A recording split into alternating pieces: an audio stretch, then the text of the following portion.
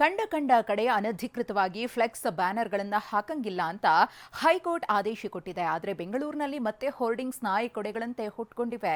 ಇದು ಜನರ ಕೆಂಗಣ್ಣಿಗೆ ಗುರಿಯಾಗಿದೆ. ಬೆಂಗಳೂರಿನಲ್ಲಿ ಹೆಚ್ಚಾಗ್ತಿದೆ ಫ್ಲೆಕ್ಸ್ ಬ್ಯಾನರ್ ಹಾವಳಿ. ಹೈಕೋರ್ಟ್ ಆದೇಶಕ್ಕೂ ಬಿಬಿಎಂಪಿ ಡೋಂಟ್ ಕೇರ್. ಬೆಂಗಳೂರಿನ ಗಲ್ಲಿಯಲ್ಲೂ ಫ್ಲೆಕ್ಸ್ ಬ್ಯಾನರ್ ಹೋರ್ಡಿಂಗ್ಸ್ಗಳು ಮತ್ತೆ ಮೇಲೆದ್ದು ನಿಂತಿವೆ. ಪಾಲಿಕೆ ನಿಷೇಧ ಹೇರಿದ್ರೂ ಹಾದಿ ಬೀದಿಯಲ್ಲಿ ಸ್ವಾಗತ ಕೋರೋ, ಬರ್ತ್ಡೇ ವಿಶ್, ಸಿನಿಮಾಗಳಿಗೆ ಶುಭಾಶಯ ಕೋರೋ ದೊಡ್ಡ ಕಟೌಟ್ಗಳನ್ನ ಹಾಕಲಾಗಿದೆ. ಅನಧಿಕೃತವಾಗಿ ಬ್ಯಾನರ್ಗಳನ್ನ ಹಾಕದಂತೆ ಹೈಕೋರ್ಟ್ ಖಡಕ್ ಆದೇಶ ಮಾಡಿದ್ರೂ ಪಾಲಿಕೆ ಅಧಿಕಾರಿಗಳು ನಿದ್ದೆಗೆ ಜಾರಿದ್ದಾರೆ. ಕೇವಲ ನಾಮಕಾವಸ್ಥೆ ನಿಯಮ ಜಾರಿಗೆ ತಂದು ಸೈಲೆಂಟ್ ಆಗಿದ್ದಾರೆ. ಪಾಲಿಕೆ ನಿರ್ಲಕ್ಷ್ಯದ ವಿರುದ್ಧ ಜನರು ಆಕ್ರೋಶ ಹೊರಹಾಕಿದ್ದಾರೆ.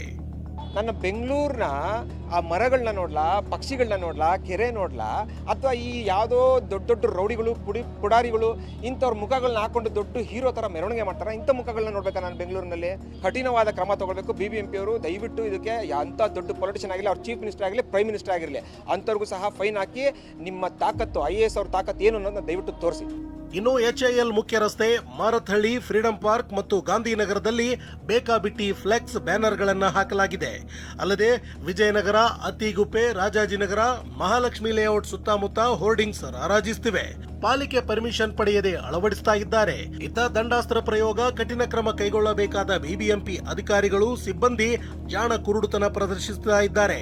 ಬೆಂಗಳೂರಿನಲ್ಲಿ ಎಲ್ಲಿಂದರಲ್ಲಿ ಫ್ಲೆಕ್ಸ್ ಗಳ ಬ್ಯಾನರ್ ಗಳ ಒಂದು ಹಾವಳಿ ಜಾಸ್ತಿ ಆಗ್ತದೆ. BBMP ಅಧಿಕಾರಿಗಳು ಜಾನಕೂಡನ್ನ ಪ್ರದರ್ಶನ ಮಾಡ್ತಾ ಇದ್ದಾರೆ.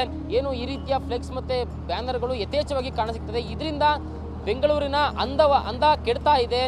ಸೌಂದರ್ಯ ಹಾಳಾಗ್ತಾ ಇದೆ. ನೋಡೋದಕ್ಕೂ ಕೂಡ ಸಾರ್ವಜನಿಕರು ಕಷ್ಟ ಆಗ್ತಾ ಇದೆ ಆ ಬ್ಯಾನರ್ಗಳಿಂದ.